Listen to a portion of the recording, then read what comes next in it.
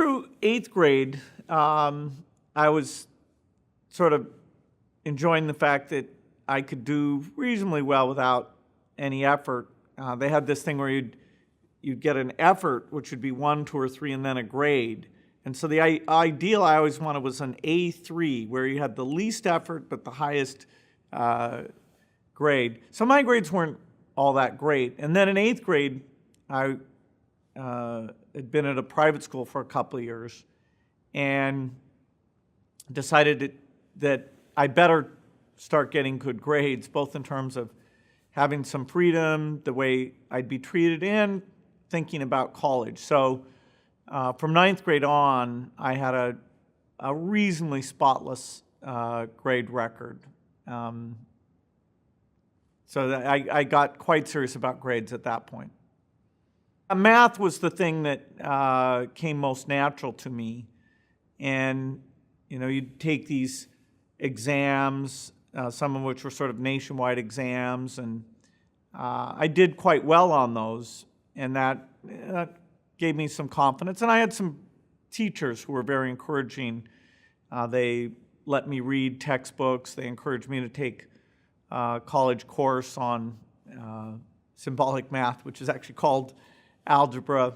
So I felt pretty confident in my math skills, which is a nice thing because not only the sciences, but economics, a lot of things, if you're comfortable with math and statistics and ways of looking at cause and effect, that's extremely helpful.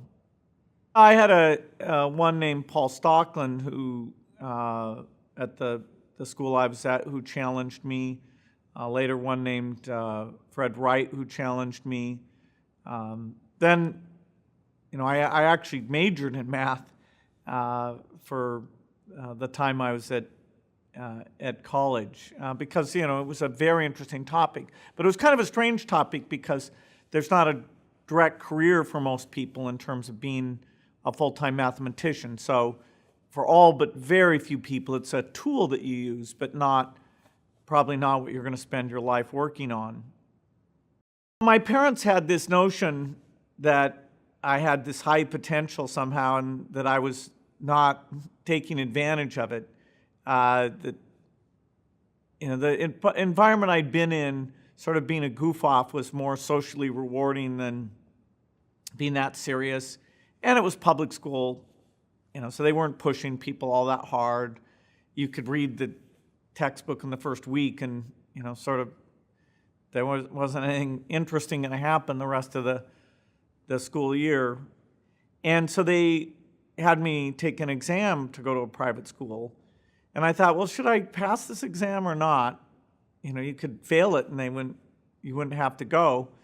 But that sort of violated my sense of integrity that, hey, I'm good at taking tests. I don't want to get confused about that. So I was admitted, and they encouraged me to go. It was a boys' school, reasonably strict. During the time I was there, it actually transitioned, merged with a girls' school, and stopped having uniforms, stopped calling the teachers master. So it became pretty normal. But it was a change at first.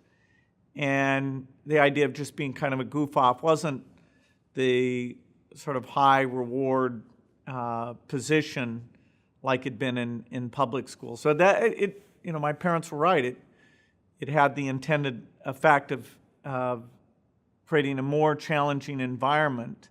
And some teachers who were nice about saying that I should try harder and exposing me to a lot of math and science. And eventually, that's where I got to use the computer. Lakeside was a longer school day, and it's a change. I had gotten super comfortable at public school, kind of being goofy, and here people were studying, and at first, because I didn't get great grades, they had me in a study hall. And a few people who got really good grades didn't have to go to the study hall. And nobody knew, that I was actually clever. So, they were actually treating me like some average student. Anyway, it was an adjustment, and all the other kids there were making the adjustment as well. So it took a couple of years to get my grounding. I'm super glad that I went to that school. It was a fantastic school. I'll probably send my kids to that school. The Lakeside's Mothers Club had a rummage sale every year to raise money for the school.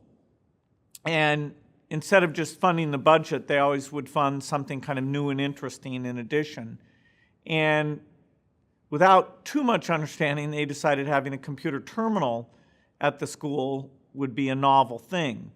It was a teletype, uppercase only, 10 characters a second, and you had to share a phone line to call into a big computer, a time-sharing computer that was very expensive. It charged when you were connected up, it would charge, and then when you actually had a program running, it would charge a lot more. And so they set up this teletype, and some of the math and science teachers, played around with it. One of them accidentally spent a lot of money with the infinite loop program. They spent like $200 by surprise. And so they were a bit intimidated, and a bunch of us kind of hung out there and tried out different things. The programming language was BASIC, which was quite novel at the time. It had been invented by some Dartmouth professors. And so that was the first computer language I learned. And I wrote increasingly complex programs. And so that 8th grade exposure was a pretty neat thing, even though what the machine we were working on was quite limited. The idea of students playing around with a computer was very unusual at the time.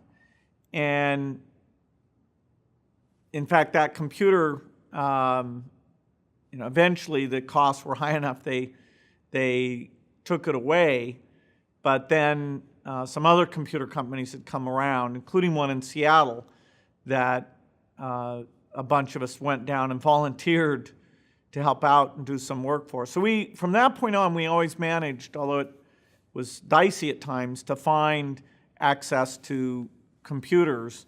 And that was very unusual in high school. But it took a lot of initiative on our part to get those experiences, but we wouldn't have done it if we hadn't had that early 8th grade exposure. The key point is that computers were immensely expensive and cost millions of dollars, a machine that was far less powerful than what you have in a cell phone today.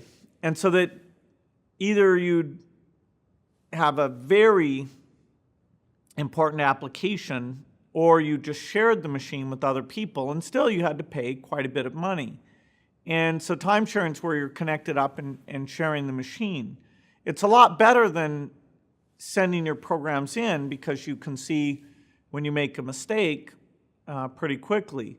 Even so, because they charge us so much, we'd actually type the programs offline on a paper tape so that we didn't have any delay for typing.